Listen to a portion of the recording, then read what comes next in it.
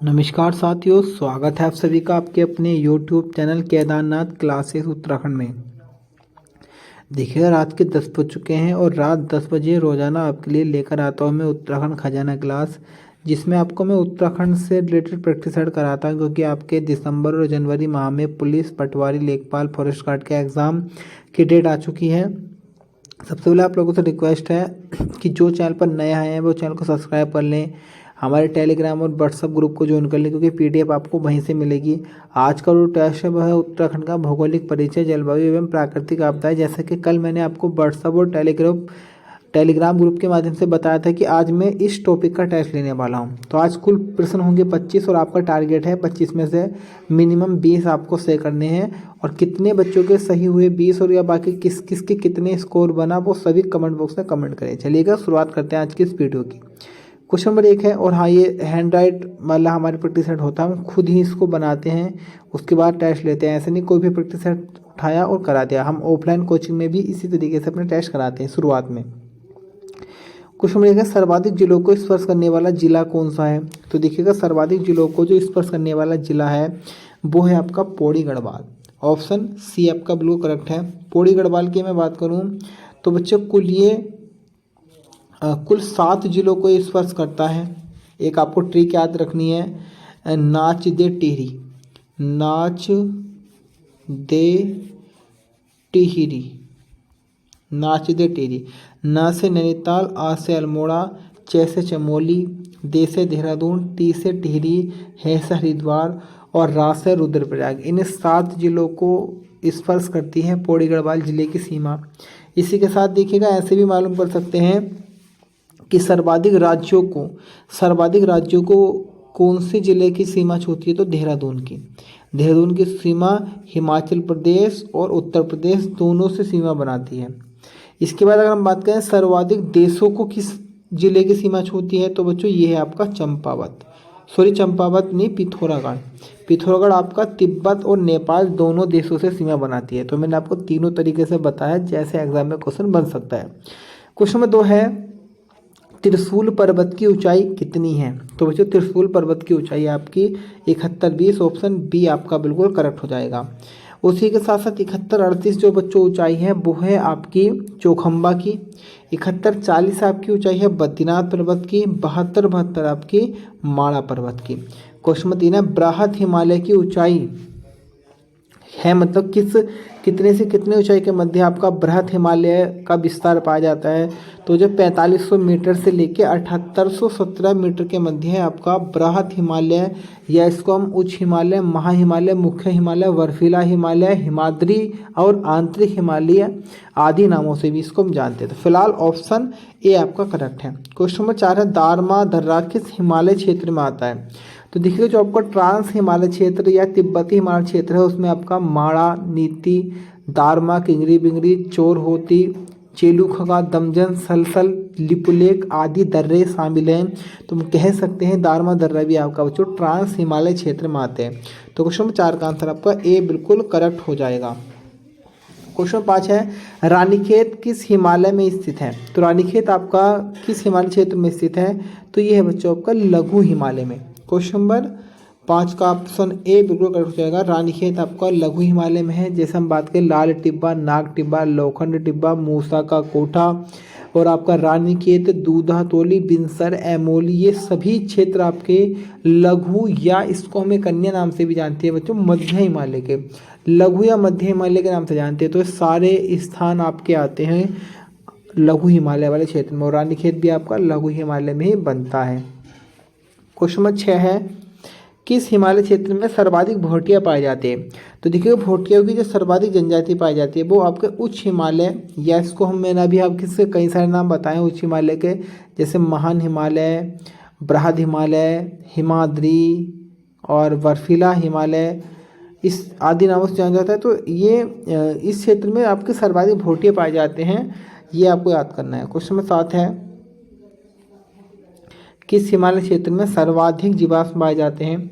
तो देखिएगा, सर्वाधिक जीवाश्म पाए जाते हैं आपके शिवालिक हिमालय में। क्वेश्चन नंबर 7 का आंसर आपका ये हो जाएगा, क्योंकि ये हिमालय का सबसे नवीन भाग है और हिमालय के सबसे दक्षिण में भी शिवालिक हिमालय है, इसको मेनाक पर्वत के नाम से जानते हैं। सिबकी भो भी कहा जाता है शिवालिक हिमालय को।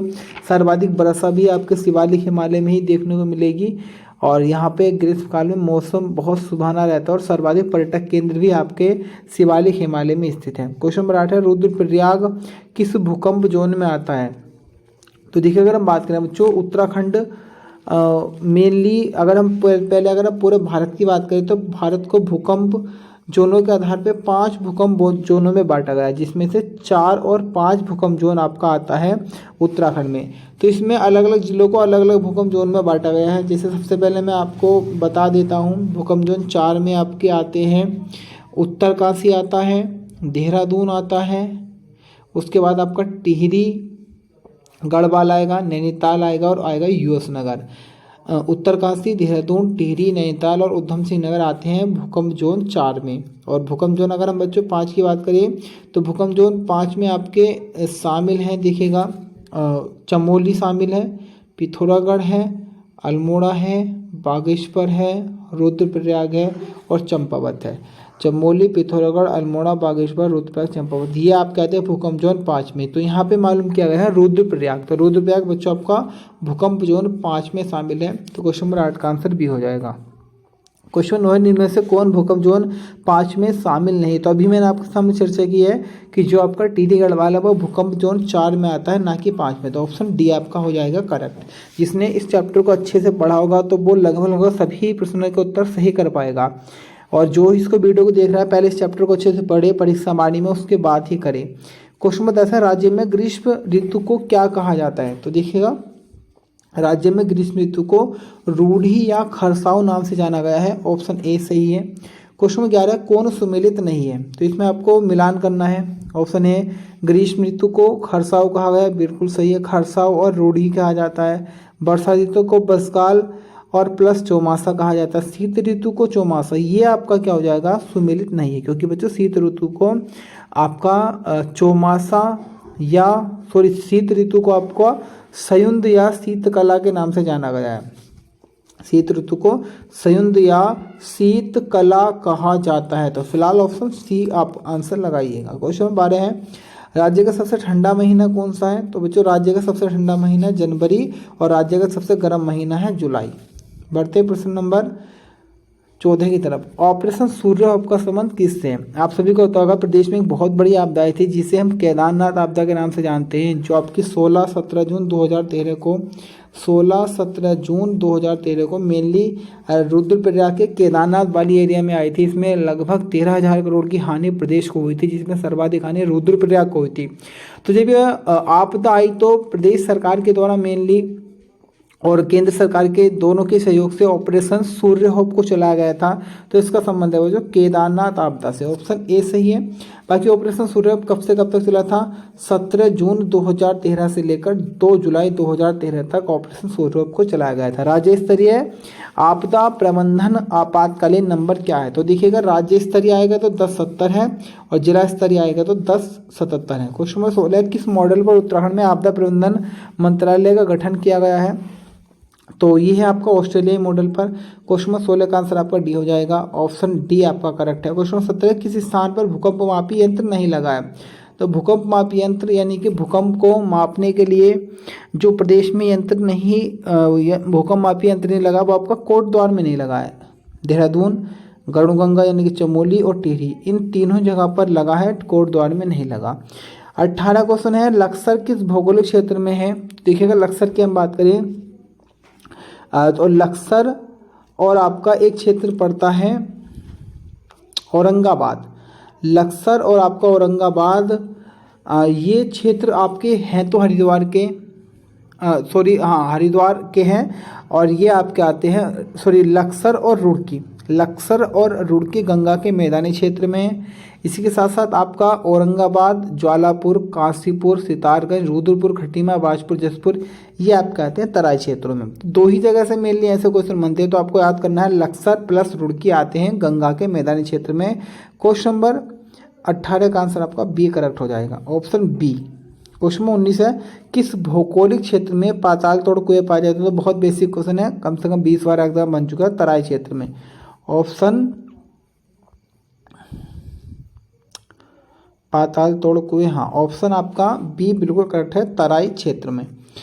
क्वेश्चन नंबर 20 है, चोखमदून कहाँ पर है? तो देखिएगा बच्चों, चोखमदून आपका पौड़ी गढ़वाल में स्थित है। क्वेश्चन नंबर 20 का आंसर आपका बी हो जाएगा। जैसे चोखमदून आपका पौड़ी में है, कोठारी दून पौड़ी में है, कोटा और पाटली दून नैनीताल में है। इसी प्रकार से आपको आंसर लगाने हैं। क्वेश्चन किसे हिमालय का सबसे नवीन भाग कौन सा है? जैसे अभी मैंने आपके सामने चर्चा की है, हिमालय का सबसे जो नवीन भाग है वो है आपका Shivalik Himalaya, option b correct है। किस क्षेत्र में पंजाब हरियाणा बंगाल से लोग आकर बसे हैं? तो ये क्षेत्र है बच्चों आपका तराई क्षेत्र। तराई क्षेत्र में आपके पंजाब बंगाल और हरियाणा से लोग आकर बसे हुए हैं। क्वेश्चन नंबर 23 है, कोटादून कहाँ पर है? तो कोटादून बच्चों आपका नैनीताल में है। क्वेश्चन नंबर 23 का आंसर आपका बी हो जाएगा, कोटादून नैनीताल में स्थित है, ऑप्शन बी करेक्ट है। दूधाधौली पर्वत श्रृंखला किस हिमालय क्षेत्र में आती है? अभी मैंने चर्चा की थी, ये आपका आती है लघु या मध्य हिमालय क्षेत्र में। लघु या मध्य हिमालय क्षेत्र में आती है आपकी दूधाधौली पर्वत श्रृंखला, ऑप्शन ए करेक्ट है। आज की वीडियो का अंतिम प्रश्न है, निम्न में कौन सा जिला आंतरिक जिला नहीं है? तो देखिएगा, पहले तो मैं आपको आंतरिक जिलों की ट्रिक बताता हूँ, मैंने बहुत बार बताई है, आपको याद करना है एक ट्रिक।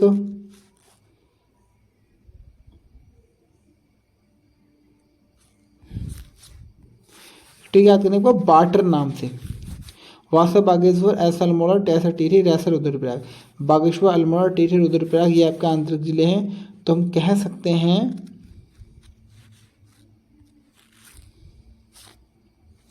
कि आपका बागेश्वर, टिहरी और रुद्रप्रयाग ये आंतरिक जिले, लेकिन नैनीताल आपका आंतरिक जिला नहीं है। तो ऑप्शन डी आपका इस प्रश्न में करेक्ट हो जाएगा। तो देखिए, ये थी आज की वीडियो। सभी को एक लाइक करना है, और अगर आप पहली बार चैनल पर आए हैं तो चैनल को सब्सक्राइब कर लें, अधिक से अधिक कमेंट करें, और जो भी हमारा व्हाट्सअप और टेलीग्राम ग्रुप है उनको ज्वाइन अवश्य कर लें। फिलहाल आज के लिए इतना ही, मिलूंगा कल फिर नवीनतम वीडियो के साथ। फिलहाल के लिए धन्यवाद।